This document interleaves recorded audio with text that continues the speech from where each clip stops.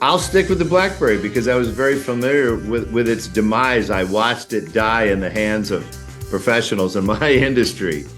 And so I never had a Furby, I never went to the Star Wars themed hotel. Yeah, I don't think many people did.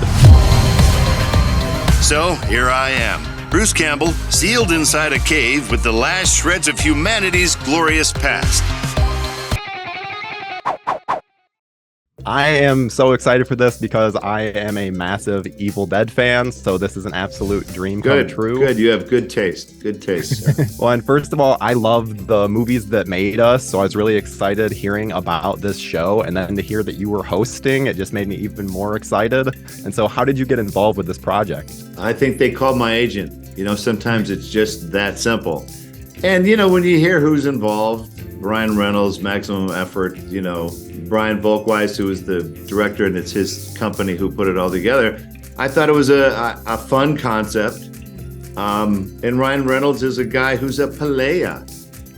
This is a guy on the move. He's got a gym, a soccer team, a mobile phone. So I guess it's time for a channel. It was actually the first time I saw that he had his own channel. I was shocked. Don't be shocked. It's Ryan Reynolds. He's a very, I don't think he acts anymore. I think you're right on that. Do you prefer hosting duties like this because you are extremely good at it? Hosting is fun. Did a short stint on Ripley's Believe It or Not. So I've done the hosting thing. I got my Screen Actors Guild card in Detroit doing what they call infomercials for car dealers, for car salesmen and things that nobody would ever see. But it's all these things of explaining things to a camera and you're demonstrating stuff. And so it was all very familiar territory for me. It was like crawling back into the womb. Well, I remember that show you hosted on for Comic-Con, and it had similar vibes. Yeah, that's right. And I'm curious, with shows like this, as the host, are you given a detailed rundown of the product, or are you just reading the script and afterwards going, what on earth is this thing? Well, let's not get too detailed here. A Furby is a Furby. I don't really need to know how a Furby was made. We just need to know how a Furby failed, why it failed, right? So I don't have to know about any of these. But, obviously I'm very familiar with many of the products that did fail. Like a Blackberry, my agent is still crying that they took his beloved Blackberry away. And it wasn't a bad device, but it didn't change.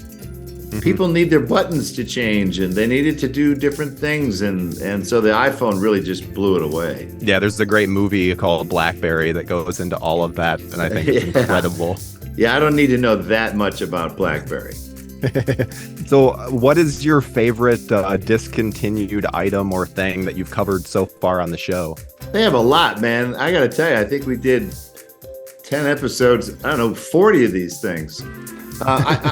I'll stick with the Blackberry because I was very familiar with its demise. I watched it die in the hands of professionals in my industry.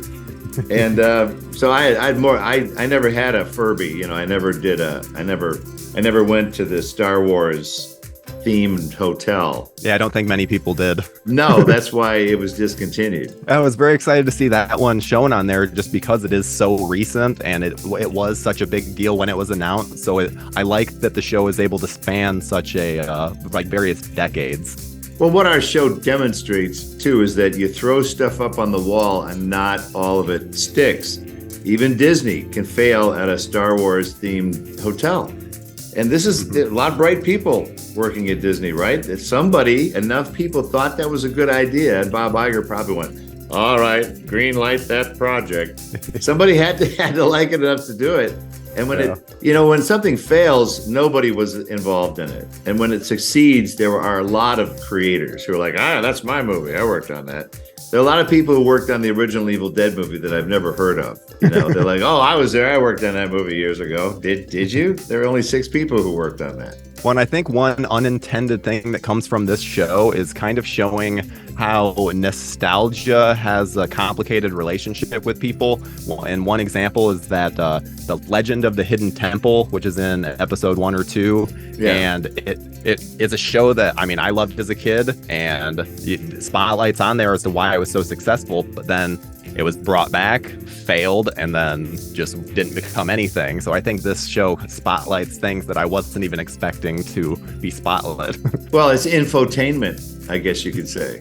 Yeah. But television is no different. I mean, how many shows have tried to launch and lasted 1 season, 2 seasons, 3 seasons? Some of them last 3 episodes. I remember when Charlie's Angels launched on television as a TV show. This thing went south immediately, and it was supposed to hit it out of the park. So you got to be careful. You never really know. I made a movie for the Sci-Fi Channel called Man with the Screaming Brain, convinced that it would be an immediate hit. And that thing couldn't get arrested. Hilariously, I actually have a question about Man with the Screaming Brain. Great. Yeah, good. I'm sorry. Because I really enjoyed both My Name is Bruce and Man with the Screaming Brain. So have you had any thoughts of getting behind the camera again? Yeah, I'm making a movie next spring in my little town in Oregon. It's just a silly comedy. I can tell you whatever you want to hear. Yes, as much as you want to talk about it. Well, it's called Ernie and Emma. It's a really weird story with zero bloodshed. So I'm not sure who's going to watch it, but I don't really care at this point. It's a guy whose wife just died, and she has really detailed instructions of what to do with her ashes. And some of them are fun journeys, and some of them are not, relating to their relationship. And ultimately, she's helping her husband prepare for a life without her. And have you figured out what creative partners you'll have on that? Yes. Any actors we know? Any producers? Well, we know? now here's the thing. We just had a big union strike, right? So I can do, because of my relationship with certain unions, I can do union or non-union stuff.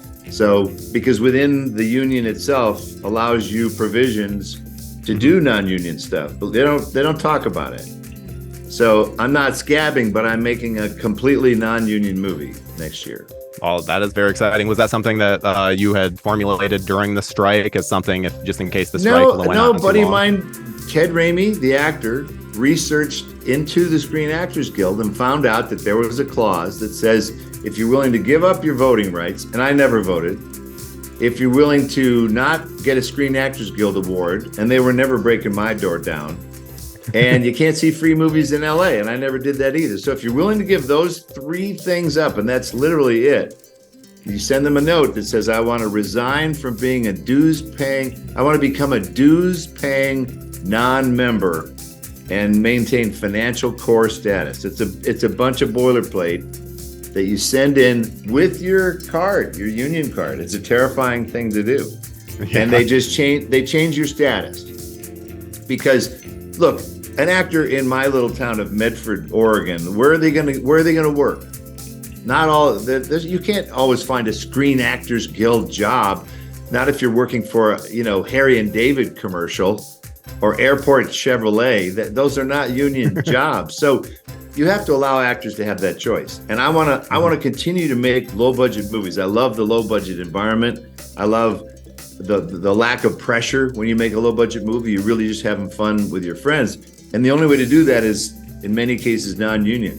So I'm a member of 4 unions, so I'm not a non-union guy, but I like the ability to go back and forth. Yeah, I think that it allows a lot more creative freedom, and I think that the end product is so much more heartfelt. So you can do stories about a guy and his dead wife, and no one cares because you're not spending $200 million on it. Very, very true. Well, and thank you so much for joining me. I really hope that other people are able to watch Discontinued, because it's coming Thursday, November 30th, 8 p.m. What is it now? Fubo channel. It's the Maximum Effort channel on Fubo and Amazon Freebie. So just got to look it up, but it's coming like a freight train. And then they'll do, weekly episodes. There's 10 of them. This TV show from the future is here to remind you to cherish the past by rediscovering things that were sadly discontinued.